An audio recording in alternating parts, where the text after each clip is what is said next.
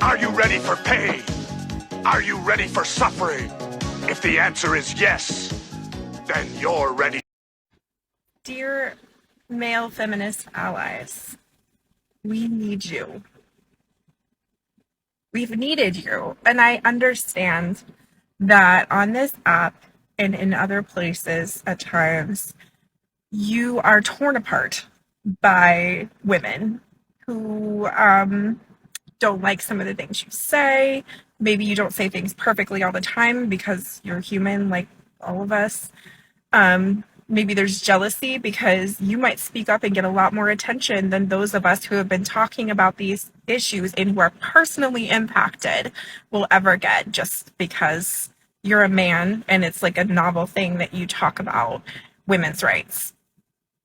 Please, please have thick skin and push through. I should say this more. I should have been saying this more often. Your voice is essential. Please keep speaking up. Please keep fighting. Keep protesting. Keep showing up. It is so hard to do this on our own. We can't do this on our own. We need our allies. Please help.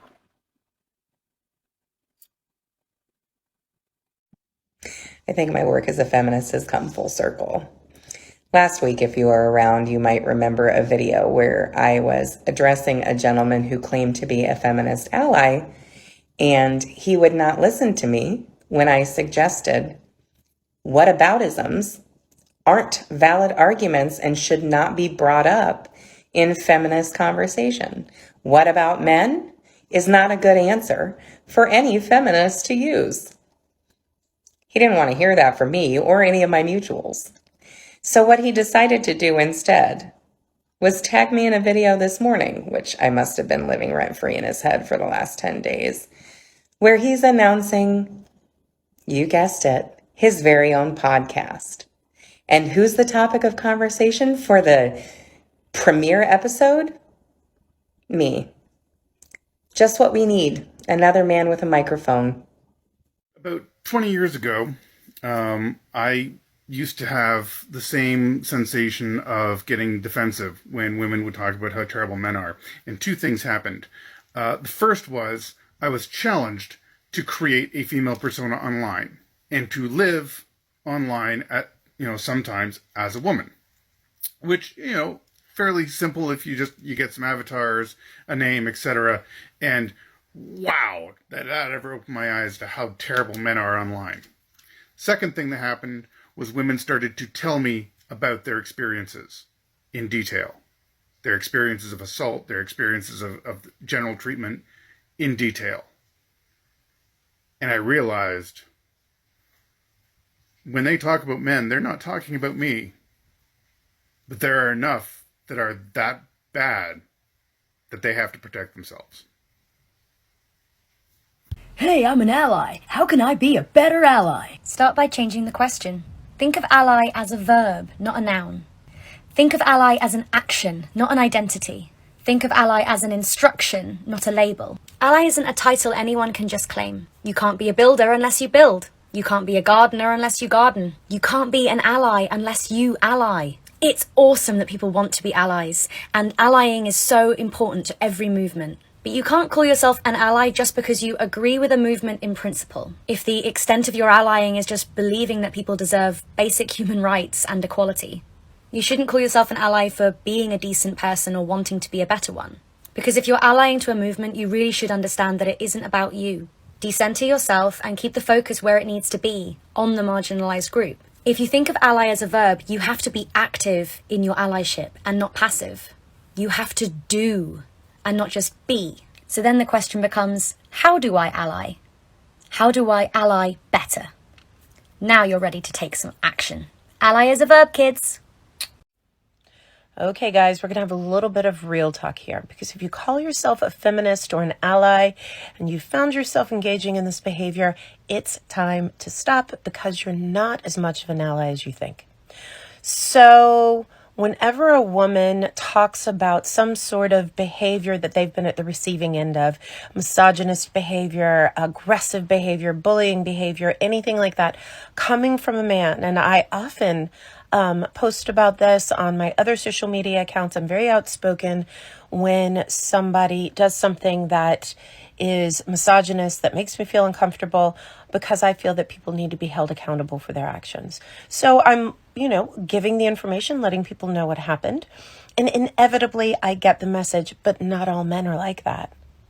Okay. And I never said all men were like that.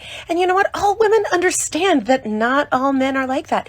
And as a matter of fact, most men are not like that. Most men truly are allies, truly are feminists, are wonderful people. But there are those men who are not. And when you say, but not all men, you're doing a couple of things. First of all, you're taking something that the woman experienced and you're making it about you all of a sudden. You're taking it personally and you're making it about you.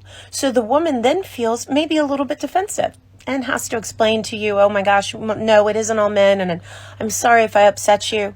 But at the end of the day, this has nothing to do with you, unless you were really triggered by that statement. Not all, right? That whatever was happening that made you say, but not all men are like that. There's a spiritual law that says whatever we're triggered by is something that we need to heal within ourselves. So when you say to us, not all men, when we talk about something that has happened to us, what you're doing is, first of all, like I said, you're not being an ally and you're making it about yourself, but you are also telling that woman that you actually probably do engage in that behavior, because if you didn't, you wouldn't have taken it personally.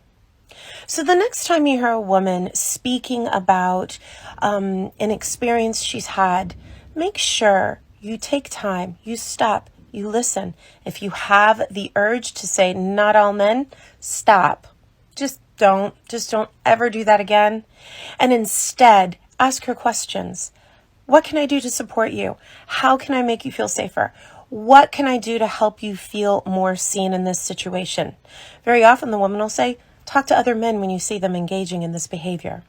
But the one thing you never want to do when a woman is opening up about misogynist behavior is say the words, but not all men. 3-year period, we had 3 of our female divorce clients murdered by their husbands. Go watch his video. It's important stuff. I knew someone who was a colleague, and we used to travel together for work, and she was shot by her husband. And then he took his own life in their garage with the exhaust of his car. And as a survivor of an attempted kidnapping and stalking situation, this is a very real fear that is grounded in reality for women. It's not something that women just make up for attention. We are actually scared of men because most of us either know someone or have had an experience with a man who is dangerous. This is why we need men to change. All men. Dear male feminist allies, we need you. I live in the state of Kentucky, which is one of 2 states that, as of this morning, had a trigger law in place that made it immediately illegal to have an abortion. And I'm ashamed to say that until a few years ago, I would have been one of those people celebrating this moment. And though my views have drastically changed on this matter, it doesn't change the fact that I am part of the guilty, part of those that supported this and pressed it forward, and who, through action or lack of action, culminated in what happened this day. Carissa's making a great point that men who have not spoken up, who have not joined in, who have not been there, have a lot of blame in this. A lot of blame in this. I have a lot of blame in this. So what do we do? How do we change that? What do we as men, as individuals do? Because this matters. men like me, we may not feel the same impact as women will, but we are no doubt affected by this decision. And to ignore that or deny it is just idiotic. We have to play a role. We have to stand up. We have to step up. And we can make TikTok posts about it, sure, but that doesn't lead to the practical things that we can do. So let me give you a couple of practical things, a couple of ideas of how you, as a man, can stand up and stand for women. And I don't say this as an expert because I'm not good at it all the time either, but it's something that we must do. We must get better at. We must take action. Here in the state of Kentucky, we have an election coming up in November, a Senate election. Charles Booker is going up against Senator Rand Paul, and we need to vote for Booker. We need to get him in office, and we need to do everything we can in our power to make sure that Mitch doesn't get the chance to put another judge on any court in this country. And if you're a man, you have women in your life that you love, that you care about, that are in your circle. Call them, message them, check on them. This has been a hard, hard day. And be okay with if they don't respond. Be okay with if they don't want to talk about it. But some of them might. Some of them might want to hear from you and might want to give you ways that you can take action. That you can be a friend, an ally, a supporter, an ear to listen to, or a shoulder to cry on. These are hard days, but we can help to make this better, to make a change. Let's stand in this fight together.